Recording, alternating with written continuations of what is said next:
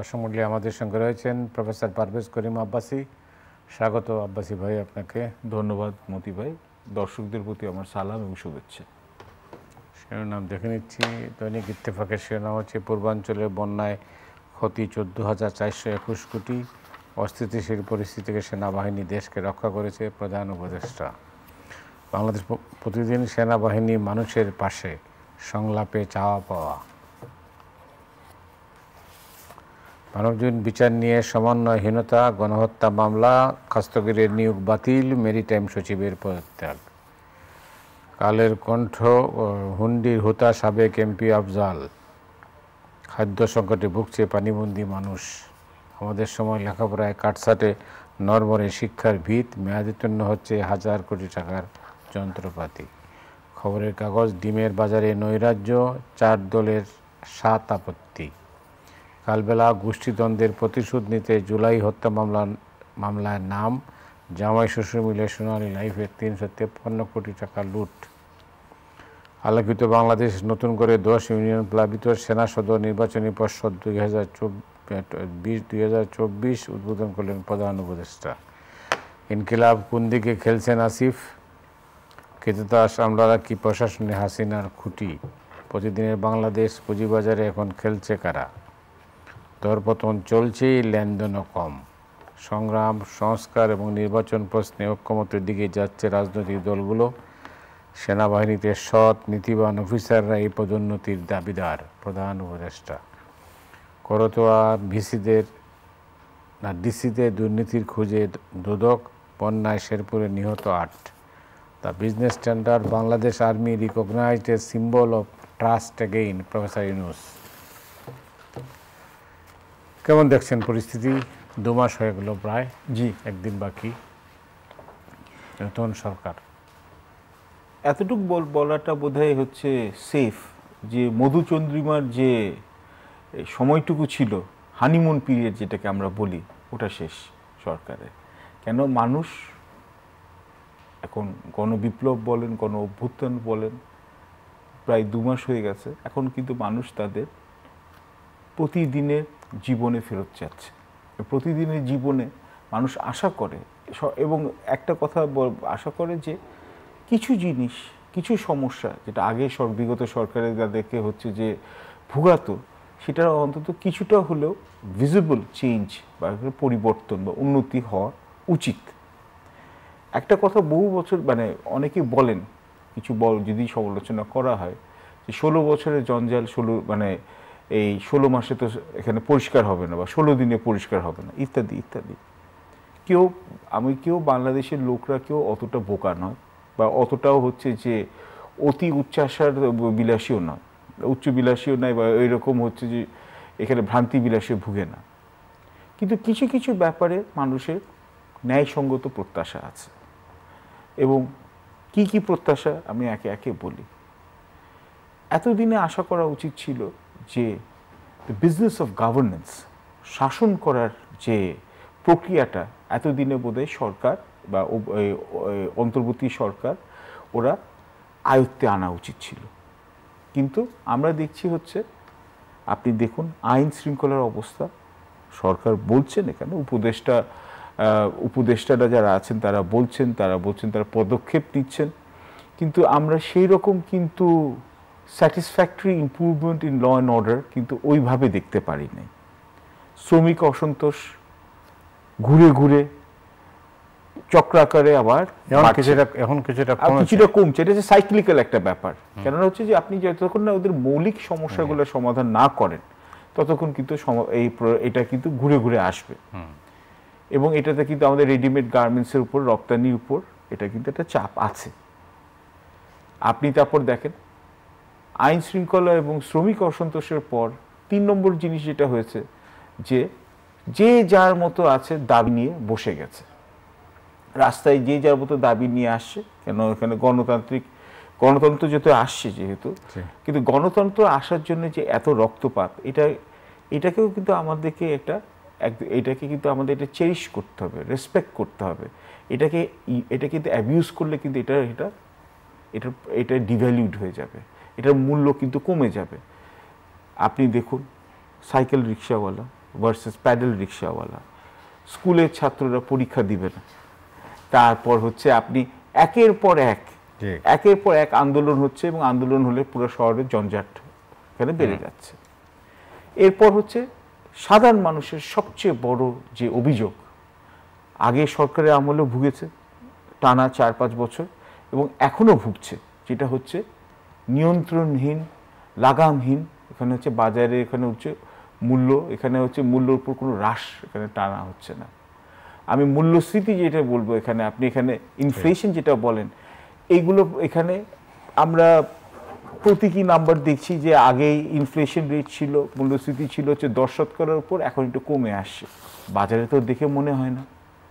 ডিমের নিয়ে তো আপনি ওখানে হচ্ছে পাতার পর পাতা আসছে, এক পিস ডিম এখানে হয়ে গেছে 15 টাকা, 1 ডজন ডিম হয়ে গেছে হচ্ছে 170 থেকে 180 টাকা। আপনার মানব জমিন, বিজনেস স্ট্যান্ডার্ড এখানে বেশ বড় করে এখানে প্রোগ্রাম করা হচ্ছে, এবং এর মধ্যে এখানে হচ্ছে যে অভিযোগ হচ্ছে, এবং এটা পোলট্রি অ্যাসোসিয়েশন থেকে করা হচ্ছে, যে বড় কর্পোরেট ফার্মরা মিলে এরা হচ্ছে এই 20 দিনে 280 কোটি টাকা হচ্ছে ওরা হচ্ছে মুনাফা বাগিয়ে নিয়েছে, এক্সট্রা প্রফিট তো হলে সমস্যা নেই।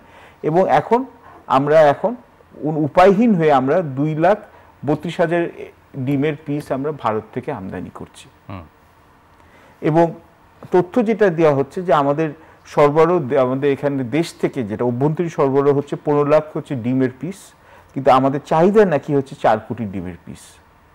এবং বন্যার জন্য, রাজনৈতিক অস্থিতিশীলতার জন্য সাপ্লাই চেইন বা সরবরাহ এখানে বিঘ্ন ঘটেছে। তাহলে তো আপনি দেখেন মুদ্রা রিপিট ওপিট, সিন্ডিকেট আছে কিনা। তো এই সিন্ডিকেটটা কে? এই সিন্ডিকেট এই বিড়ালের গলায় ঘন্টার কি ঝুলাবে? ছোটবেলা থেকে আমি বড় হলাম, আমার মনে হয় 14 বছর বয়স থেকে আমি শুনছি যখন টক শো যেখানে আছে, এখন হচ্ছে 45 সিন্ডিকেট। এটা হচ্ছে দুষ্টু চক্র কর্পোরেটগুলো আমরা নাম শুনি, ভাষা কোনো প্রমাণ নাই, তথ্য আছে তথ্য নাই। আমাদের এখানে হচ্ছে যে আমাদের এখানে রাইট টু ইনফরমেশন এখানে আছে, আমাদের এখানে কনজিউমার প্রোটেকশন বা ভোক্তা অধিকার এখানে সংস্থা আছে, সবই আছে, কিন্তু এখানে প্রয়োগ আমরা দেখছি না। মাঝে মধ্যে বাজারে এখানে হচ্ছে এখানে পিরিয়ডিক এখানে ইন্সপেকশন হচ্ছে, কিন্তু এটাতে কোনো লাভ পাচ্ছে না। এবং তার সাথে সাথে শুধু ডিম দিয়ে হলে বলতে ডিম খাওয়া ছেড়ে দাও এখানে, তাহলে কি হবে, কি শাক সবজি, ব্রয়লার মুরগি বা ফার্মের মুরগি, পাম অয়েল, আটা, ময়দা, সবগুলোর দামই ঊর্ধ্বগতি। পৃথিবীর সব জায়গায় কিন্তু এখন হচ্ছে গড়ের দাম কমে যাচ্ছে এই বেসিক ফুড আইটেমসের, খাদ্যদ্রব্যের। সাধারণ মানুষের খাবারের উপর খরচ বেড়ে গেছে, পরিবহনের খরচ বেড়ে গেছে, বাড়ি ভাড়া বেড়ে গেছে, তো সব দিক দিয়ে চাপের উপর আছে। এর মধ্যে হচ্ছে আইন শৃঙ্খলার অবনতি যদি, বা আইন শৃঙ্খলার ওই রকম যদি এখানে স্যাটিসফ্যাক্টরি যদি এখানে এই রেজলিউশন না হয়, ল অ্যান্ড অর্ডার যদি ইম্পোজ না করা হয়, এবং এখন আমরা দেখতে পাচ্ছি কি করা উচিত আইন শৃঙ্খলা উন্নয়ন করতে হলে? আইন শৃঙ্খলার জন্য যেটা দরকার, আইন শৃঙ্খলা শুধু একমাত্র একটা সংস্থায় আনতে পারে, যেটা হচ্ছে পুলিশ। এটা ওটার জন্যই সৃষ্ট করা।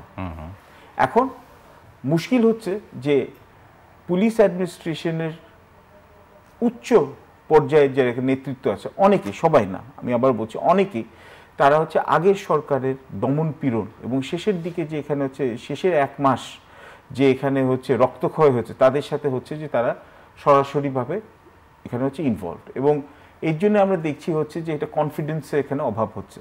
জনগণ এবং পুলিশের মধ্যে কিন্তু ফারাকটা অনেক বেড়ে গেছে। আর পুলিশকে ঢেলে সাজানোর জন্য যে পদক্ষেপের কথা বলা হচ্ছে, বা এখানে একটা কমিটিও এখানে অ্যানাউন্স করা হচ্ছে, এখন এটা কি ফার্ম কি পলিসি ইমপ্লিমেন্টেশন হবে, এটা দেখার ব্যাপার আছে। আপনার সরকার চালানোর জন্য যে 3টা পায়া দরকার হয়, আপনার আমলাতন্ত্র, আপনার জুডিশিয়ারি, বিচার বিভাগ ব্যবস্থা, এবং হচ্ছে আপনার পুলিশ, যেটাকে আমরা বলবো আইন রক্ষাকারী সংস্থা, এরা 3টাই হচ্ছে আমরা শুনছি হচ্ছে যে হেভিলি পলিটিসাইজড, এটা এবং অনেকটা সত্যই। কিন্তু এই 3টি ছাড়া তো দেশ চলতে পারে না। আপনি এখানে রিফর্ম আনলে এখানে যারা যে খুব দোষী ব্যক্তি তাদেরকে সরানোর জন্য ব্যবস্থা নেওয়া হোক, নিশ্চয়ই নেওয়া হোক, তাদের আইনের আওতায় নিয়ে আসা হোক, কিন্তু এখন যেটা হচ্ছে যে এক ধরনের একটা প্যারালাইসিস অফ গভর্নেন্স হয়ে গেছে, এবং প্যারালাইসিস অফ গভর্নেন্স এখানে হয়েছে যে, এবং ইন্টারিম গভর্নমেন্টের যে পুরোপুরি গ্রিপে আসতে পারছে না। এটার হচ্ছে এটার মানে এটার জন্য এই ক্রাইসিস অফ কনফিডেন্সটা হচ্ছে। এখনো মানুষের মনে শঙ্কা হচ্ছে, পরে আশঙ্কাতে যাতে পরিণত না হয়। আপনি শুধু আমি শুধু বলবো না যে হচ্ছে যে আপনার কমার্স বা বিজনেসের খাতে যেখানে মূল্যস্ফীতি কমানো যাচ্ছে না, ব্যবসায়ীদেরকে হচ্ছে যে কনফিডেন্সে আনা যাচ্ছে না। এই উপদেষ্টা মণ্ডলী তো ব্যবসায়ী কোনো প্রতিনিধি নেই। এটা সবচেয়ে বড় এখানে ডিসঅ্যাডভান্টেজ। এটা তো আমি প্রথম দিকে এখানে বলেছি যে একটা দেশ যেটাতে এখানে ব্যবসায়ের একটা বড় একটা রোল প্লে করে, তাদেরকে যদি তাদের মতামত যদি না নেওয়া হয়, তাদের এখান থেকে তাদের যে অভিজ্ঞতা তাদেরকে নিয়ে আনা হয়, তাহলে তো এখানে হচ্ছে যে আমরা কিভাবে বুঝবো যে বাজারকে কিভাবে এখানে সঞ্চালন করতে হবে, বাজারের মূল্য কিভাবে নিয়ন্ত্রণ করা হয়। প্রত্যেক সরকারে, এবং আপনি যদি কেয়ারটেকার গভর্নমেন্টে যদি আপনি তো আরো ভালো জানবেন, 91 সালে দেখেন, 96 সালে দেখেন, 2001 সালে দেখেন, কেয়ারটেকার গভর্নমেন্টের গুলো বলছি, সব জায়গায় কিন্তু এখানে হচ্ছে প্রতিষ্ঠিত লব্ধ প্রতিষ্ঠিত সুনাম ব্যবসায়ী, যাদের সুনাম আছে। সব ব্যবসায়ী তো অসৎ নয়, সব ব্যবসায়ী তো শুধু হচ্ছে আগে সরকারের সাথে আতত করে তো পয়সা বানান নাই, সব ব্যবসায়ী তো আছে। তো তাদের এবং তারা যারা আছেন তাদের অভিজ্ঞতা নেওয়া তো এখানে এই সরকারের তো জরুরি কাজ ছিল। তো আপনার ব্যবসায়ীদের সাথে এখন একটা ক্রাইসিস অফ কনফিডেন্স আছে। এবং সবচেয়ে ভয়ঙ্কর ব্যাপার হচ্ছে যদি ব্যবসায়ীরা যদি এখানে হচ্ছে এটা ক্যাপিটাল ফ্লাইট হয়, যদি আপনার কলকারখানা যদি এখানে বন্ধ হয়ে যায়, চাকরি বন্ধ হয়ে যায়, তখন কি হবে? এটা ভয় দেখানোর জন্য, কেন আপনি ভারত তো ওত পেতে বসে আছে, ওরা বলছে আমাদের এখানে বিনিয়োগ করো। দেখুন, এক দেশের সর্বনাশ হয়, আরেক দেশে পৌষ মাস হয়। তো এখানে হচ্ছে এখনকার দিনে কম্পিটিটিভ এনভায়রনমেন্টে they would want to attract business, they would want to attract capital. আপনি শুধু কমার্স মিনিস্টার বা আপনি মনে করেন যে বিজনেস অ্যান্ড কমার্সের কথা বলছেন, ল এনফোর্সমেন্টের কথা বলছেন, এই দুটো ছাড়াও কি আপনি আপনি আপনার এখানে স্বাস্থ্য খাতে দেখেন, ডেঙ্গুর প্রাদুর্ভাব আগেও ছিল। আমরা বলতাম যে এখানে দুর্নীতি করা হচ্ছে, বা এখানে হচ্ছে ঠিক করে মশার এখানে স্প্রে সরানো হচ্ছে, মশার স্প্রের মধ্যে পানি আছে। এটা তো আগের সরকারে তো বহু পুরানো দুর্নীতি এখানে একটা অভিযোগ। তো এখন তো হচ্ছে দুর্নীতি এখানে এখন তো দুর্নীতি আশা করি ওই রকম নেই, তাহলে কি এখন অব্যবস্থা হচ্ছে? কেন এখনো তো হচ্ছে এই ডেঙ্গু এখনো এখানে শীত শুরু হয়নি, তো ডেঙ্গুতে দেখেন হচ্ছে যে এখন হচ্ছে মৃত্যুর হার কিন্তু বেড়ে যাচ্ছে। প্রত্যেক দিন আমরা শুনছি 4 জন 6 জন 8 জন করে কাটছে। তো স্বাস্থ্য খাতে এখান থেকে তাহলে হচ্ছে তাহলে স্বাস্থ্য যেখানে যিনি অ্যাডভাইজার বা উপদেষ্টা, উনার ওখানে পলিসি টিম কি এখানে এফেক্টিভ ডেলিভারি করছে নাকি না। এবং আপনি এখন বলতে পারেন এই তো একটা সরকার আসলে এখনই হচ্ছে যে এদের নিয়ে কেন সমালোচনা এগুলো হচ্ছে যে সরকারের শর্ট কামিংস গুলো দেখানোর জন্য। এত লোক যে এদের যে রক্ত ঝরালো, এত শহীদ যে যাদের প্রাণ দিল, তো আমাদের কি অধিকারটা নিয়ে আসছে? আগেও আমরা এখানে হচ্ছে ক্রিটিসাইজ না, কনস্ট্রাকটিভ ক্রিটিসিজম করতাম, যাতে হচ্ছে যে এখানে হচ্ছে পলিসিগুলো হাইলাইট করা যায়, ফেলিংসগুলো হাইলাইট করা যায়। এখনো তাই করতে হবে। এবং একটা সমস্যা হচ্ছে যে সরকারের এতগুলো চ্যালেঞ্জেস, আপনি ডোমেস্টিক পলিসির মধ্যে তো আপনি সবচেয়ে বড় চ্যালেঞ্জ তো আমরা এখানে এখনো আসেই নাই, যেটা হচ্ছে যে ইলেকশনের রোড ম্যাপ। 2 মাস পর এখন হচ্ছে যে ওরা হচ্ছে রাজনৈতিক দলের সাথে কথা বলা হচ্ছে, কমিটিগুলো করা হচ্ছে, কতটুকু রিফর্ম করতে পারবে। রিফর্মটা তো হতে হবে ফিজিবল। আপনি তো এই অন্তর্বর্তীকালীন সরকার প্রধান উপদেষ্টা যথার্থই বলেছেন, তো এটা আজীবনের জন্য নয়, তো ভালো কথা। কিন্তু এখানে হচ্ছে যে রিফর্মটা কতদিন পর্যন্ত আপনি করতে পারবেন, কতটুকু ফিজিবল রিফর্ম আছে। কিন্তু শুধু রিফর্ম এবং নির্বাচনের জন্য না, ওই যতদিন নির্বাচন না হচ্ছে আপনার দেশে তো চালাতে হবে। আমলাতন্ত্র এখন চরম নৈরাজ্য হচ্ছে। এখন আপনি যে একই এখানে হচ্ছে মানে হচ্ছে আগে যেসব আমলারা হচ্ছে চাকরিচ্যুত হয়েছেন বা যারা হচ্ছেন যে এখানে বিভিন্ন কারণে শোক হচ্ছেন, তারা আসছেন, তারা চাইছেন এখন প্রমোশন। যারা এখন এই 16 বছরে যেসব আমলারা উঠে আসেন তাদের সাথে সংঘাত হচ্ছে। এখন আপনি তো এখানে তো টেকনোক্র্যাটও আছে ওখানে, কি করবে বলেন তো, আপনার সাজেশন কি? প্রথমতই আমার মনে হয় যে একটা কোর টিম বানাক। কোর টিম মানে কি? Experience administrators. দেখুন, সুশীল সমাজকে দিয়ে কাজ হচ্ছে আলোচনা করা, সমালোচনা করা, সেন্সিটাইজ করা। অ্যাডমিনিস্ট্রেটিভ স্কিল বা হচ্ছে প্রশাসনিক দক্ষতার উপরে কোনো কথা নেই, বিকল্প নেই। এটা বিকল্প যদি নাই থাকে, কোনো অল্টারনেটিভ না থাকে, প্রত্যেকটি মিনিস্ট্রিতে হচ্ছে দক্ষ যে আমলার যারা আছে তাদেরকে নিয়ে আসুন, তাদেরকে দলমত নির্বিশেষে নিয়ে আসুন, যাতে হচ্ছে যে আগে এই প্রশাসনিক এই সক্ষমতাটা বাড়ান। প্রথম হচ্ছে একটা। এবং যারা সার্ভিং বিউরোক্র্যাটস, যারা এখন যে চাকরি দিন আমলার, তাদের হচ্ছে কনফিডেন্সটা আপনি আবার নিয়ে আসুন। এই বন্যার সময় যখন ফেনীতে বন্যা হলো বা অন্যান্য মুন্সিগঞ্জে এখন ময়মনসিংহে এখন বন্যা হচ্ছে, অনেক জায়গায় কিন্তু লোকাল অ্যাডমিনিস্ট্রেশনের এখানে টপ অফিসিয়ালসরা মিসিং ছিল। তো এই ডিজাস্টার ম্যানেজমেন্টে তাদের তো এক্সপিরিয়েন্স আছে, ওটা তাদের কাজে লাগাতে হবে। এবং দুই, আপনি বললেন কি করা উচিত, যতটুকু তাদের ম্যান্ডেট ততটুকু করা উচিত। এই অন্তর্বর্তী সরকারের ম্যান্ডেটটা কি? ম্যান্ডেটেড হচ্ছে যতটুকু পসিবল, ফিজিবল, যেটা বাস্তবসম্মত, আকাশচুম্বী না, এবং এখানে হচ্ছে যে এখানে অলিক কোনো কথাবার্তা না, যতটুকু সংস্কার করা যেতে পারে একটা 1-1.5 বছরের মেয়াদকালীন এখানে বা 2 বছর মেয়াদকালীন এখানে সময়, এটা হচ্ছে স্টেক হোল্ডার্সে মিলে করবেন, করে ওনারা হচ্ছে নির্বাচন একটা দেন, যেটা হচ্ছে যে এটা একটা ফ্রি অ্যান্ড ফেয়ার ইলেকশন, যেটা আমরা বলে যাচ্ছি বহু বছর ধরে, ফ্রি অ্যান্ড ফেয়ার ইলেকশনের জন্য। এবং আল্লাহর ওয়াস্তে বিভিন্ন এজেন্ডা অন্যরা যারা পুশ করতে যায় সেই এজেন্ডাগুলো আপনি এখানে না করে আপনি ফোকাস করেন what is important. What is important is, মানুষ চাই হচ্ছে সেফটি, নিরাপত্তা চায়, মানুষ চাই হচ্ছে খেয়ে পরে শান্তিতে বেঁচে থাকতে পারে, মানুষ চাই মত প্রকাশের স্বাধীনতা, মানুষ চাই হচ্ছে ভোটাধিকার, এবং মানুষ চাই হচ্ছে যে তার যাই ধর্ম হোক, যাই এখানে হচ্ছে রাজনৈতিক মতামত হোক, সে এই দেশে বাংলাদেশের সমাজে সে হচ্ছে একটা ভ্যালুয়েবল সিটিজেন বা একটা নাগরিক হিসাবে এখানে সে কন্ট্রিবিউট করবে। এইরকম একটা সহনশীলতা এখানে একটা সমাজ এখানে করতে হবে। আমরা এখন শুনছি এখানে, এবং এইগুলো এখানে হচ্ছে, আমি একদিকে বলবো যে বিএনপির জেনারেল সেক্রেটারিকে আমাকে এইখানে ওনাকে ধন্যবাদ জানাতেই হবে, কারণ এখানে হচ্ছে রাজনৈতিক মুন্সিয়ানা এখানে আসে। উনি বলেছে হচ্ছে যে -2 ফর্মুলা কিন্তু আমরা এখানে এটা এগেনস্টে, if I remember correctly. So এটাও কিন্তু হচ্ছে যে আওয়ামী লীগের নেতাদের কিন্তু শেখা উচিত বিএনপির কাছে, কেননা অ্যাটলিস্ট এখন কিন্তু বিএনপি বলতে পারতো যে উই অলসো জয়েন, যে আমরা চাই যে আওয়ামী লীগকে ব্যান করে দেখ, এটা কিন্তু বলে নেই। এটা আমরা এখানে কিন্তু, আপনি যদি বলেন যে এটা হচ্ছে যে পলিটিক্যাল গিমিক হলেও এটা তো একটা নভেলটি, এটা যে ভালো জিনিস, এটা সুস্থ রাজনীতির দিকে যদি ফেরত যাওয়া যায় তাহলে তো এর চেয়ে ভালো কিছু হতে পারে না।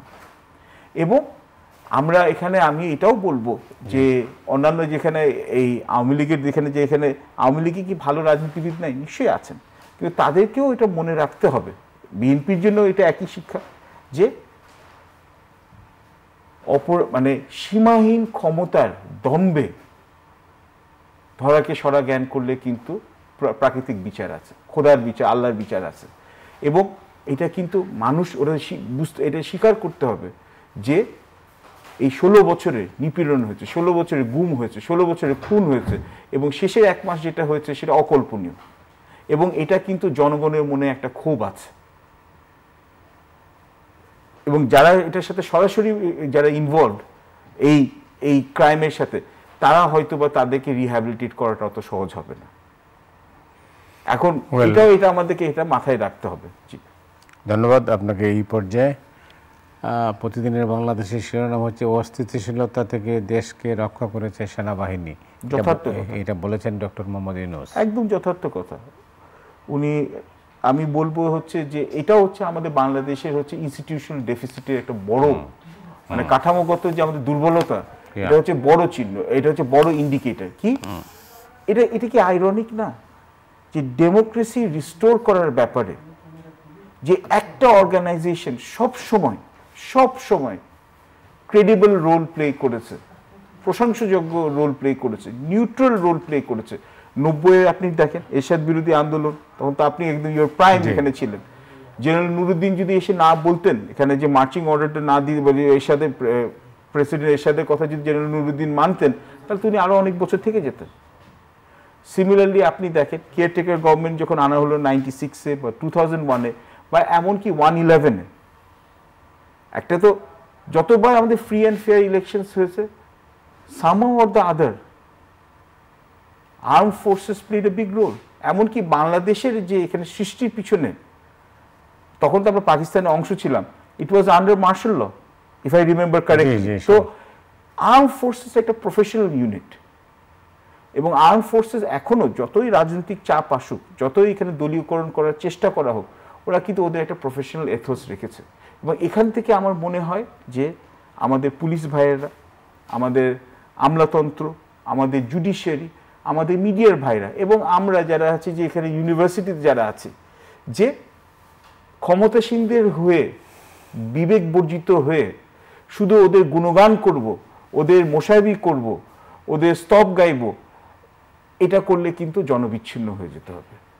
নিজের বিবেকের কাছে দেশের নাগরিক হিসাবে দেশাত্মবোধ থেকে ওরা হচ্ছে প্রফেশনাল হতে হবে। এই প্রফেশনালিজমটা আর্ম ফোর্সেস যেটা আছে, বাকি যে অর্গানাইজেশনের মধ্যে যদি এটা আসে ইনস্টিল করে, তারা পারলে আমরা পারি না কেন? এটা একটা অত্যন্ত ভালো প্রশ্ন। মতি ভাই, আপনি তো পারেন। আমি পাল্টা প্রশ্ন করি, আপনি তো হচ্ছে প্রবীণ সাংবাদিক, আপনাকে খুশি করার জন্য বলছি না তো, কিন্তু আপনার সহকর্মী বা আমারও অনেক শিক্ষক সহকর্মী, তারা পারে না কেন? প্রশ্নটা হচ্ছে লোভের, প্রশ্নটা ভয়ের না, প্রশ্নটা হচ্ছে লোভের। কেননা হচ্ছে যে আমি যদি মোসাহেবিগিরি করি, আমি তাহলে হচ্ছে যে আমার হালুয়া রুটির ব্যবস্থা হবে, আমার হচ্ছে এখানে বাড়ি গাড়ি হবে। আমরা এখন দেখতে পাচ্ছি এগুলা। আগে শুধু এই সরকারের আমলে ছিল তা না, কিন্তু প্রত্যেক সরকারে ছিল, কিন্তু এই সরকারে এটা ইনস্টিটিউশনালাইজ হয়েছিল, ইন্ডাস্ট্রিয়াল স্কেলে এটাকে করা হয়েছিল। ভালোটাকে ভালো বলেন, আগের সরকার ভালো করেনি, কিছু ভালো কাজ করেছে বলে মানুষও কিন্তু অনেকদিনই সরকারের সাথে কোনোভাবে না কোনোভাবে এক ধরনের একটা এখানে সমর্থন ছিল। কিন্তু শেষের দিকে যখন শেষের 4-5 বছর যেটা করলো, জনগণের সাথে ওদের সম্পৃক্ততা একেবারে সরে গেল। অভ্যন্তরীণ সরকার, আমি বলবো যে ইন্টারিম গভর্নমেন্টের এখান থেকে এদের কিন্তু রিয়েলাইজ করা উচিত। প্রত্যেক অ্যাডভাইজার হচ্ছে ভালো মানুষ, আমি ব্যক্তিগতভাবে বিশ্বাস করতে ভালো লাগে, উপদেষ্টার আপাতত। কারণ এখন একটা জিনিস, মানুষ কি বলছে এটা কিন্তু কান পেতে শুনতে হবে নিশ্চয়ই। এটা তো, এবং আমরা তো এখন দেখছি যে সেই আগের মতোই কথাবার্তা চলে আসছে। ওই যে এখানে এই শ্রমিকদের অসন্তোষে যে একজন গুলিতে এখানে নিহত হলো, অত্যন্ত দুঃখজনক ব্যাপার, কিন্তু যে এক্সকিউজগুলো দেওয়া হলো উপদেষ্টাদের কাছ থেকে, সেটা তো আগের সরকারের যে এখানে যেরকম এক্সকিউজ দেওয়া হতো বা যেরকম একটা ন্যারেটিভ দেওয়া হতো, ওই ন্যারেটিভই তো দেখছি। এবং এই যে সবসময় চেষ্টা করা একটা কিংস পার্টি ফ্লোট করা, বা এখানে হচ্ছে যে আওয়ামী লীগকে যদি মানুষ প্রত্যাখ্যান করতে হয়, নির্বাচনের থেকে প্রত্যাখ্যান করুক। কেন আমাদের এখানে আমাদের দেশের জনগণরা কিন্তু ফেয়ার, আমরা কিন্তু ন্যায়পরায়ণ। নির্বাচনে এখানে হচ্ছে ভোট না পাওয়ারই সম্ভাবনা হবে না হবে, এটা ডিসাইড করবে কাকে আসবে কাকে আসবে না। কিংস পার্টি বা একটা এজেন্ডা করে এখানে আমি যদি একটা পার্টিকে পুশ করি, ছাত্রদের যদি মনে করেন বা ছাত্র নেতৃত্ব না, ছাত্র সমন্বয় করতে সবাই তো হচ্ছে যে ওদের পড়াশোনা শেষ, মানে ছাত্রদের নেতা হতে পারে, কিন্তু ওরা তো অ্যাকচুয়ালি এখন সার্ভিং স্টুডেন্ট না।